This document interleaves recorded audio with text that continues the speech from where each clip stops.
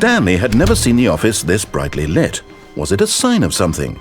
He hoped it was. He hoped very much that it was. When Stanley came to a set of 2 open doors, he entered the door on his left.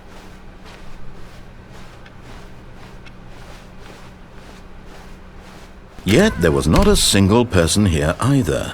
Feeling a wave of disbelief, Stanley decided to go up to his boss's office. Coming to a staircase, Stanley walked upstairs to his boss's office.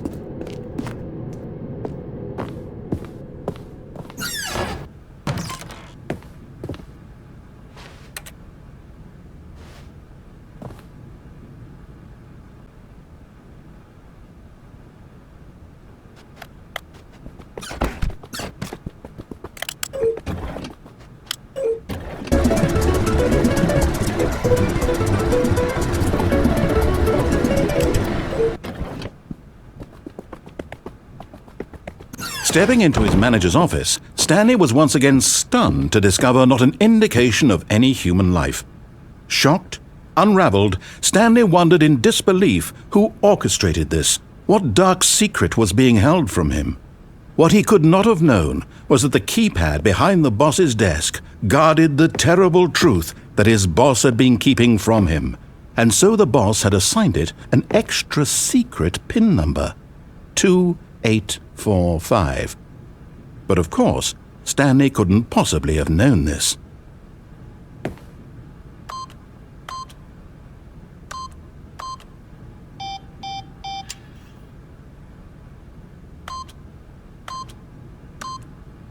Stanley just sat around twiddling his thumbs. Trying to input anything on the device was useless, since he could never possibly know that Yet incredibly, by simply pushing random buttons on the keypad, Stanley happened to input the correct code by sheer luck. Amazing! He stepped into the newly opened passageway.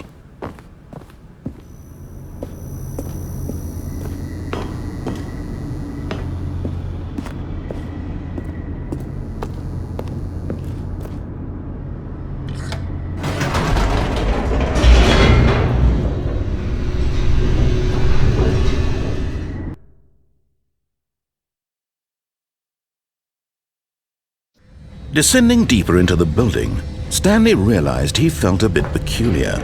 It was a stirring of emotion in his chest, as though he felt more free to think for himself, to question the nature of his job. Why did he feel this now, when for years it had never occurred to him? This question would not go unanswered for long. Stanley walked straight ahead through the large door that read Mind Control Facility.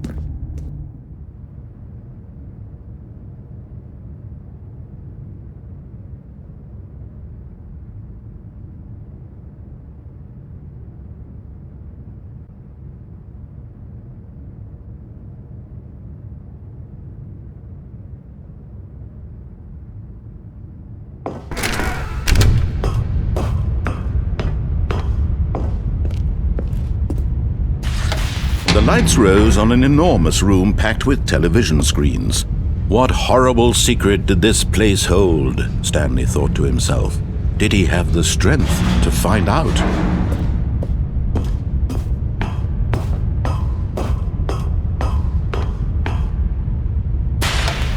Now the monitors jumped to life, their true nature revealed. Each bore the number of an employee in the building, Stanley's co-workers. The lives of so many individuals reduced to images on a screen, and Stanley, one of them, eternally monitored in this place where freedom meant nothing.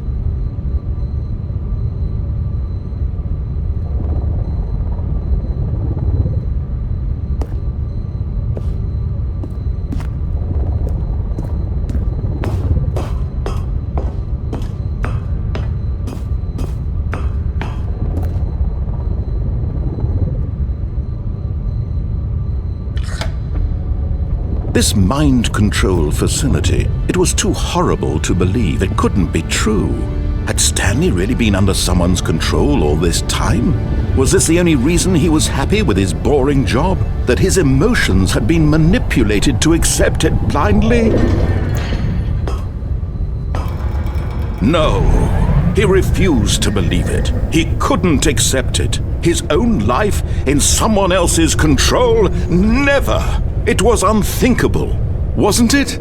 Was it even possible? Had he truly spent his entire life utterly blind to the world? But here was the proof. The heart of the operation. Controls labeled with emotions. Happy or sad or content. Walking, eating, working. All of it monitored and commanded from this very place. And as the cold reality of his past began to sink in, Stanley decided that this machinery would never again exert its terrible power over another human life. For he would dismantle the controls once and for all.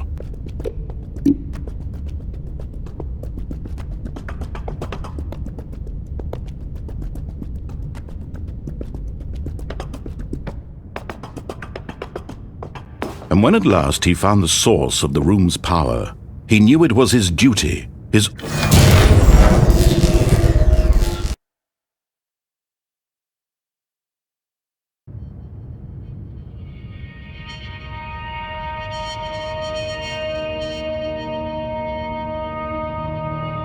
blackness, and a rising chill of uncertainty.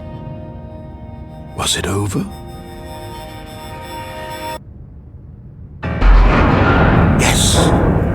He had won. He had defeated the machine, unshackled himself from someone else's command. Freedom was mere moments away. And yet, even as the immense door slowly opened, Stanley reflected on how many puzzles still lay unsolved. Where had his co-workers gone? How had he been freed from the machine's grasp? What other mysteries did this strange building hold? But as sunlight streamed into the chamber, he realized none of this mattered to him, for it was not knowledge or even power that he had been seeking, but happiness. Perhaps his goal had not been to understand, but to let go. No longer would anyone tell him where to go, what to do, or how to feel. Whatever life he lives, it will be his. And that was all he needed to know. It was perhaps the only thing worth knowing. Stanley stepped through the open door.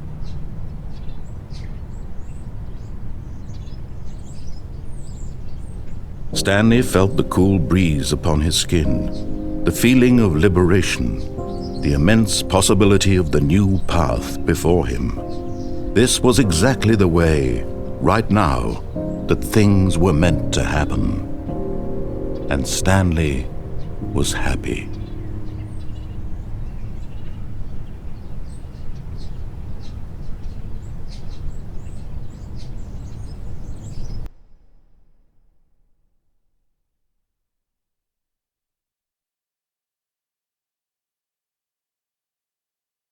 And as the cold reality of his past began to sink in, Stanley decided that this machinery would never again exert its terrible power over another human life. For he would dismantle the controls once and for all.